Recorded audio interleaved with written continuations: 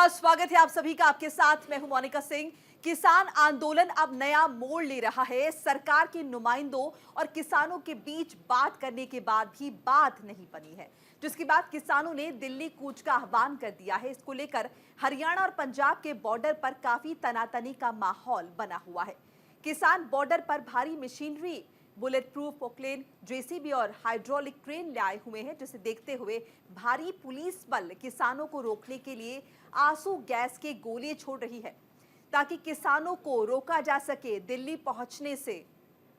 और किसान डटे हुए हैं, आगे बढ़ने के लिए लगातार कोशिश कर रहे हैं। और ये कुछ तस्वीरें आपको दिखा रहे हैं शंभू बॉर्डर की, जहां पर बड़ी तादाद में किसान भारी मशीनरी के साथ मौजूद हैं। और इस बीच पुलिस इन्हें लगातार रोकते हुए, क्योंकि किसी भी सूरत में इन्हें दिल्ली में प्रवेश नहीं करने देना है, ये दिल्ली पुलिस ने ठाना हुआ है। और इसी बाबत दिल्ली पुलिस के अधिकारी जो है वो हरियाणा बॉर्डर भी पहुंचे थे, हरियाणा पंजाब बॉर्डर ही देखने के लिए कि किस तरह की व्यवस्था वहां पर है, क्योंकि किसानों को वहीं पर रोक दिया जाएगा। तमाम तरह के इंतजाम किए गए हैं पुलिस की तरफ से। और इस बीच किसानों का मोटिवेशन हाई है, क्योंकि उन्हें दिल्ली कूच करना है, दिल्ली के लिए निकल पड़े हैं। और इस बीच बॉर्डर पर किस तरह से तनाव बना हुआ है, वो तस्वीरें तस्दीक कर रही हैं।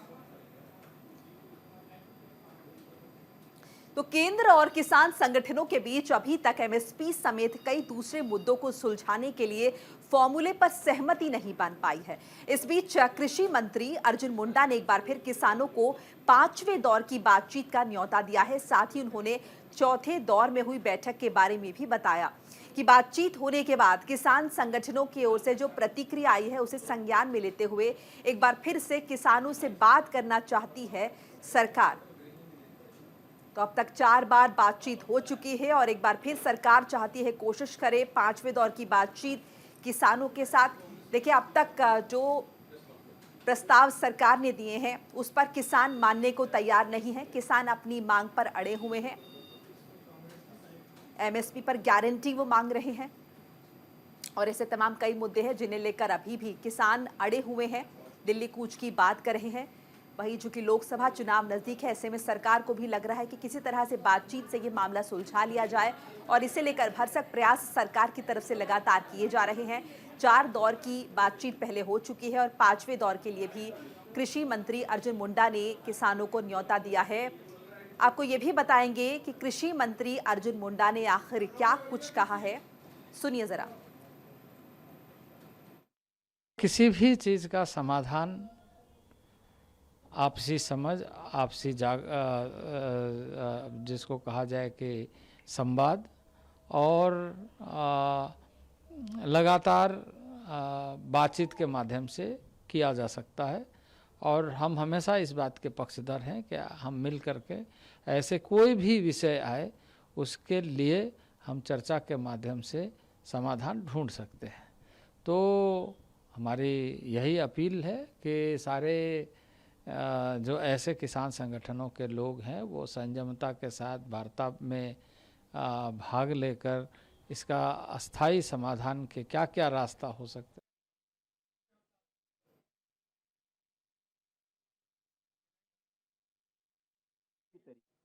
और देखिए, ये लखनऊ में समाजवादी पार्टी और कांग्रेस की संयुक्त प्रेस कॉन्फ्रेंस की जा रही है। सीट शेयरिंग का मुद्दा, मुकाबला और किस प्रकार से उसे शिकस्त दे सकते हैं। उत्तर प्रदेश में आपसी समन्वय करते हुए कि उत्तर प्रदेश में आपसी समन्वय से, चर्चा से यह निर्णय लिया गया है कि भारतीय राष्ट्रीय कांग्रेस यहां पर उत्तर प्रदेश में 17 सीटों पर चुनाव लड़ेगी और इस गठबंधन के तहत अन्य जो बची हुई 63 सीटें हैं, इन पर इंडिया गठबंधन के जो भी उम्मीदवार, समाजवादी पार्टी के, अन्य दलों के भी जो कि इसमें समावित होकर इस गठबंधन में शामिल होंगे, उनका हम सब में डटकर मुकाबला करेंगे और भारतीय जनता पार्टी को शिकस्त देंगे। मैं राष्ट्रीय कांग्रेस के हमारे सम्मानीय अध्यक्ष आदरणीय मल्लिकार्जुन खड़गे जी का, समाजवादी पार्टी के हमारे सम्मानीय अध्यक्ष आदरणीय अखिलेश यादव जी का इसके लिए विशेष आभार मानता हूं कि दोनों आदरणीय नेताओं ने पूर्ण विश्वास के साथ और आने वाली उत्तर प्रदेश की राजनीति को मद्देनजर रखते हुए एक दूरगामी लक्ष्य को सामने रखकर इस गठबंधन को अपनी मान्यता दी और साथ ही हमारे उन सभी समिति के कमेटी के सदस्यों का मैं विशेष रूप से आभार मानना चाहूंगा। और विशेष रूप से मैं हमारे उदयवीर जी का, संगठन के हमारे आदरणीय प्रोफेसर राम गोपाल जी का, कमेटी के अन्य सदस्यों का भी विशेष आभार व्यक्त करता हूं कि बहुत ही सौजन्यता से, सकारात्मक रूप से जितनी भी चर्चाएं हुई, काफ़ी गहन चर्चाएं जो हुई, उसके बाद ये निर्णय लिया गया। और हमें पूरा विश्वास है कि इतनी मशक्कत के बाद जिस निर्णय पर आज हम पहुंचे हैं, आगामी लोकसभा चुनाव में हम मिलकर एकजुट होकर मजबूती के साथ भारतीय जनता पार्टी को मुकाबला ही नहीं करेंगे बल्कि उनको अच्छी टक्कर देके उनकी शिकस्त करेंगे। बहुत बहुत धन्यवाद। मैं निवेदन करना चाहूँगा आदरणीय हमारे राष्ट्रीय सचिव राजेंद्र चौधरी जी से कि वे कृपा करके संबोधन। एक मिनट इसके बाद कर देते हैं, आखिर में कर देते हैं, इसके बाद में दोनों हमारे सम्मानीय अध्यक्ष बोल लें और उसके बाद में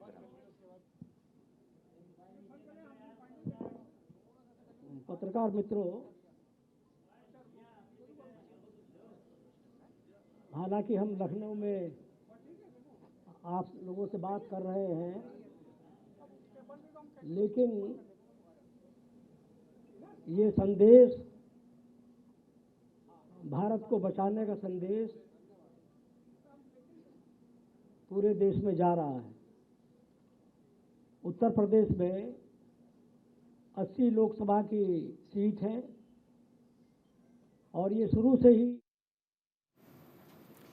तो अभी आपने सुनी कांग्रेस की प्रेस कॉन्फ्रेंस और हम लगातार यहाँ पर किसानों के बारे में बात कर रहे हैं। जो किसानों का मोर्चा है वो लगातार दिल्ली की ओर कूच करते हुए अब तक 4 दौर की बैठक हो चुकी है। अगर हम पहली बैठक की बात करें तो 8 फरवरी को ये पहली बैठक हुई थी। 12 फरवरी को दूसरी बार एक बार फिर से कोशिश की गई थी किसान नेताओं और सरकार के बीच समन्वय बनाने के लिए बैठक हुई थी। 15 फरवरी को तीसरी बैठक का आयोजन किया गया और 19 फरवरी की अगर बात करें तो चौथी बैठक आयोजित की गई ताकि समन्वय बनाया जा सके, सहमति बन सके, क्योंकि लगातार किसान अपनी मांगों पर अड़े हुए हैं और सरकार की तरफ से कहा जा रहा है कि बातचीत से ही मामला सुलझाया जा सकता है। और इसी कड़ी में देखिए 4 बार बैठक का आयोजन हो चुका है और 5वीं बार जो है कृषि मंत्री अर्जुन मुंडा की तरफ से कहा गया है कि 5वें दौर की बातचीत जो है एक बार फिर से की जाए। न्योता दिया है किसानों को, क्योंकि ये कहा जा रहा है कि बिना बातचीत के हल नहीं निकलेगा और इसीलिए 5वीं बार न्योता जो है वो दिया है। देखिए ग्राफिक्स के जरिए आपको बता रहे कि कब कब अब तक 4 दफा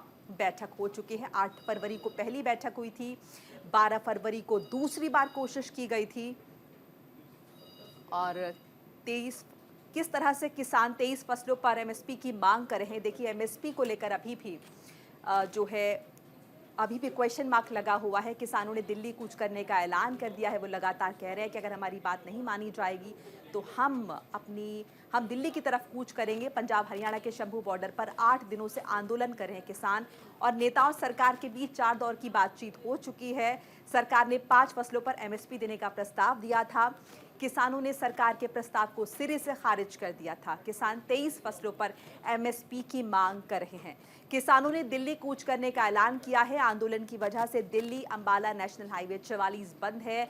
लोगों को दिक्कतों का सामना करना पड़ रहा है, सड़कों पर जाम लगा हुआ है और इस बीच देखिए जिस तरह से किसान अपनी मांगों पर अड़े हुए हैं, सरकार एक बार फिर से कोशिश कर रही है और 5वें दौर की बातचीत के लिए न्योता दिया गया है किसानों को। एक बार फिर से दोनों तरफ के जो है नेता बैठेंगे। हालांकि देखना होगा कि किसान इस पर क्या प्रतिक्रिया देते हैं। फिलहाल सरकार की तरफ से न्योता भेजा गया है बातचीत के लिए और इसी खबर पर जसवीर सिंह हमारे साथ जुड़ चुके हैं, हमारे सहयोगी। जसवीर, जैसे कि लगातार सरकार की तरफ से कहा जा रहा है कि बातचीत से ही हल निकलेगा और एक बार फिर से न्योता दिया गया है किसानों को।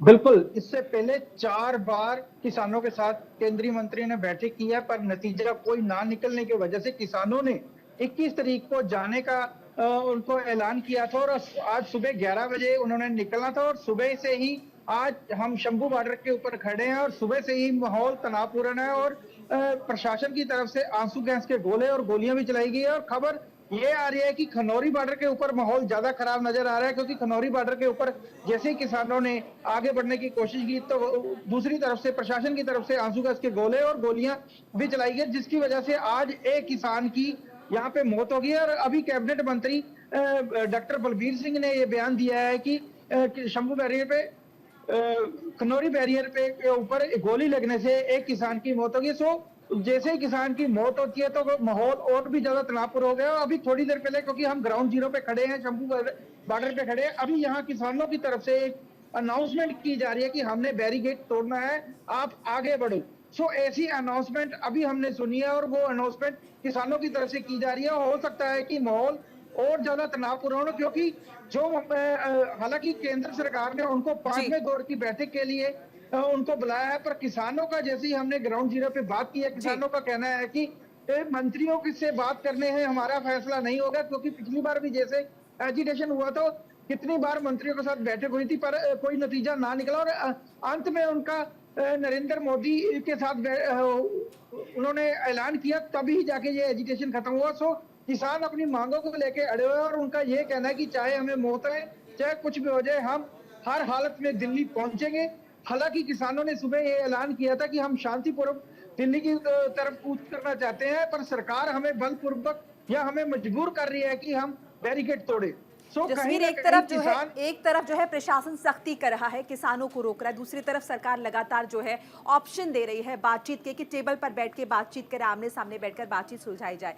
तो ये जो रुख है सरकार का, ये काफी, अगर हम कहें, नरम ही मान सकते हैं इसे, क्योंकि सरकार की तरफ से कोशिश की जा रही कन्विंस किसी भी तरह से कर लिया जाए किसानों को।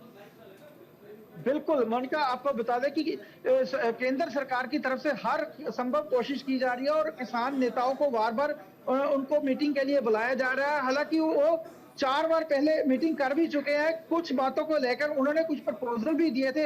हालांकि किसानों को कुछ ठीक भी लगा, पर जैसे ही किसानों ने बोला कि हम जब तक हमारे जो विशेषज्ञ हैं उनसे बात करने के बाद ही ये फैसला लेंगे, क्योंकि उन्होंने 5 फसलों के ऊपर उनको MSP देने का वादा कर दिया था और भी अच्छा था, पर जैसे ही किसानों ने आपस में बात की या अपने विशेषज्ञों से बात की तो उनका कहना है कि इस प्रपोजल का हमें कोई फायदा नहीं है, हमें तो जितनी भी फसलें हैं उनके ऊपर ही बिल्कुल नए सिरे से बातचीत करनी होगी। शुक्रिया जसवीर तमाम बातचीत और जानकारी के लिए। केंद्र सरकार के प्रस्ताव को ना मानने के बाद किसान दिल्ली कूच पर अड़े हुए हैं। इसको लेकर शंभू बॉर्डर पर थोड़ा तनाव का माहौल बना हुआ है।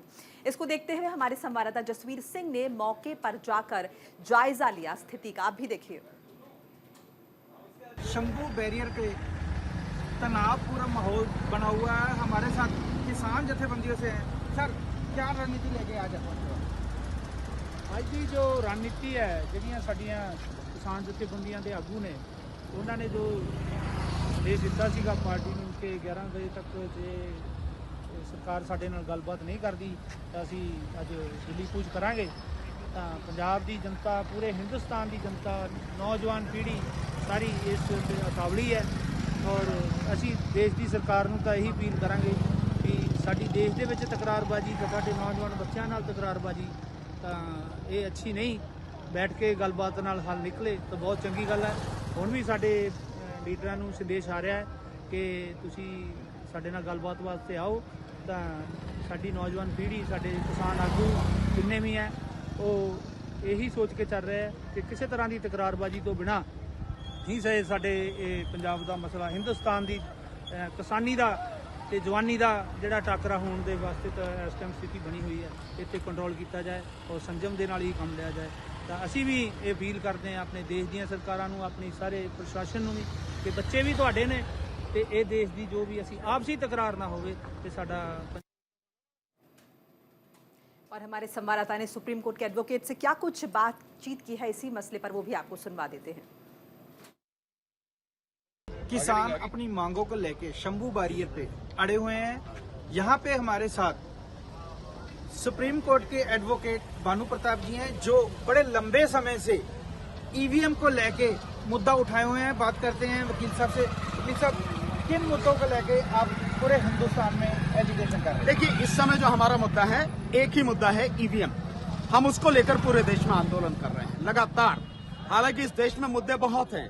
किसानों की समस्या, आप मैं यहाँ किसान आंदोलन में खड़ा ही हूँ शंभू बॉर्डर पर, तो किसानों की जो मांगे हैं, जायज मांगे हैं, वो समस्या का समाधान होना चाहिए। महंगाई बहुत ज्यादा है, शिक्षा का बेड़ा गर्क कर दिया निजीकरण करके, मजदूरों की मांगे हैं, और ये बहुत सारी चीजें हैं जो सही मायने में देश के असली मुद्दे हैं। चाहे वो महिलाओं की सुरक्षा का मसला हो, चाहे वन रैंक वन पेंशन का मसला हो, चाहे पुरानी पेंशन का मसला हो, ये सारे के सारे मुद्दे हैं। लेकिन जो इनमें भी सबसे भयानक मुद्दा है वो है बेरोजगारी का मुद्दा, जो इस देश में बहुत बुरी स्थिति में है आज की तारीख में। तो मुद्दे सब हैं, लेकिन इस मुद्दों की जो जड़ है वो है ये सरकार, और ये सरकार तब तक नहीं हटेगी जब तक ईवीएम नहीं हटेगी। और शंभू बॉर्डर पर किसानों का जत्था मौजूद है। खबर पर हम लगातार बने हुए हैं। फिलहाल एक छोटा सा ब्रेक यहां पर ले रहे हैं, फौरन हाजिर होंगे।